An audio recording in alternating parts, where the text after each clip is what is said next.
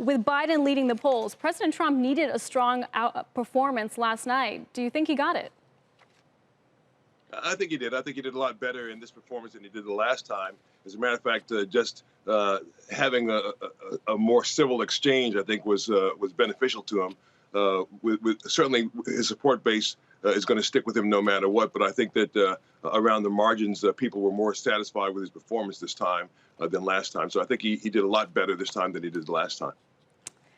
Governor Patrick, minimum wage and the impact on unemployment continues to be a hot topic that is widely debated by economists. Do you think President Trump's his argument on raising a minimum wage to $15, that being a state decision versus a federal decision, whether that argument carried merit at a time when we're still seeing so many states disproportionately impacted by COVID-19? Well, I think, first of all, just to piggyback on Joe's comment, I do think the tone was better last night, but the substance was the same. The misleading and sometimes outright lying and the cruelty of some of the policies of this administration were on full display. I think when you come to the minimum wage, all of our historic experience shows that when the minimum wage goes up, so does job growth and economic growth. And that was our experience in Massachusetts as well. And for the folks who have heartburn or outright opposition to raising the minimum wage, I say to you, try living on it before you oppose it. We have folks who are working 2 and 3 jobs today just to survive. And that is not the America that Joe Biden envisions, and frankly, that I think most Americans envision ought to be our future. Joe, on economic matters, a clear contrast was certainly on climate change and energy. President Trump pushing for U.S. Independence and Joe Biden making the case for this transition to renewable energy. How do you think that went over in states like Texas that are so reliant on oil? Well, certainly in places like Texas and other places that are where oil is important, he didn't make any new friends by his comment about which seeks to eliminate the oil industry. So I think from that standpoint, he didn't make any new friends. But I think for the most part, beauty was in the eye of the beholder. I think if you were watching this debate and you were a Trump supporter, I think that you were heartened by what you saw. I think if you watched the debate and you were a Biden supporter and you were looking for him to hit on points that were important to you as a Democrat, I think you were pretty much heartened. And that's because at the end of the day, there really aren't a lot of undecideds at this point. For the most part, people are pretty much dug in. They know the candidate for whom they're going to vote. And I think they heard pretty much what they wanted to hear.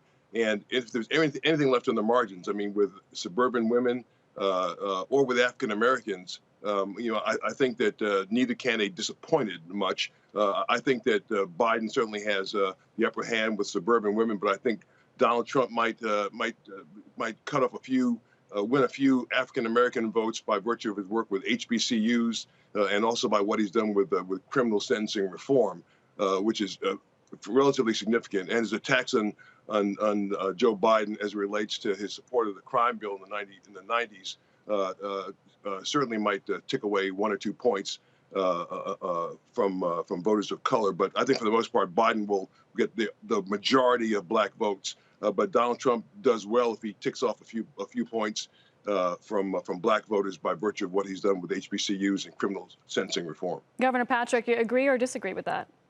Well, I think that I agree with some of that. I will say that this notion that we can't have a clean and carbon-free future without turning all the lights off is a ridiculous point that we keep hearing from the other side, and that isn't proven out by experience. In Massachusetts, we moved aggressively to become one of the most energy efficient and green-focused states in America. Coming out of recession with clean tech jobs, it was one of the fastest growing sectors.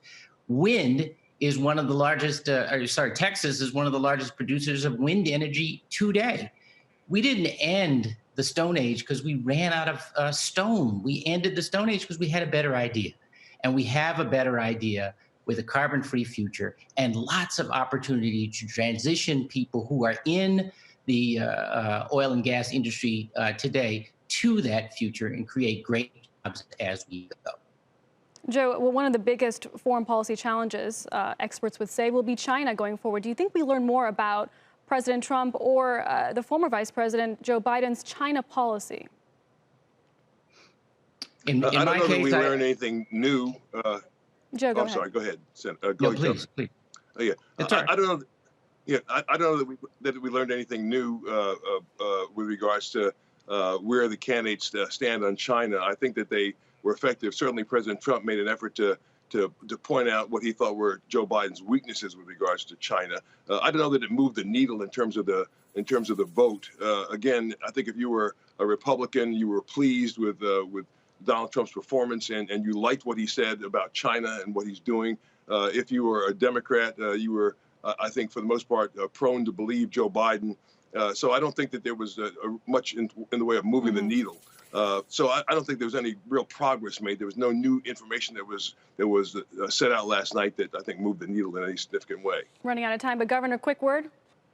I think that's right. That's where I am, and I think that's where most people were. I think what you saw with Joe Biden is not just bluster, but firmness and an understanding that confronting China, if that's the right word, is a collaborative undertaking and require working together with our allies in the region and beyond. And that is not the approach that President Trump has taken. And I think that's one of the reasons why he's been a lackluster performer in that respect. Shepard Smith here. Thanks for watching CNBC on YouTube.